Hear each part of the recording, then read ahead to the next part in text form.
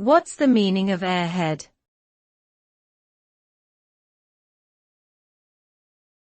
Airhead.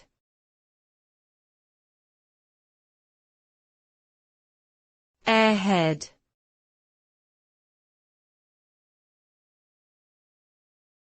Airhead.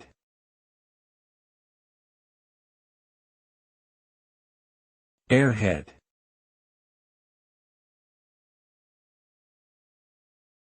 The term airhead is a derogatory slang used to describe someone who is perceived as being foolish, stupid, or lacking intelligence.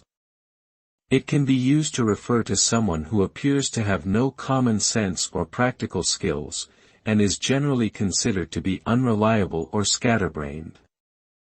The term can also be used to describe someone who is shallow or superficial, especially in the context of their interests or pursuits. While not an overtly offensive term, it is generally considered to be impolite or disrespectful to use when referring to someone.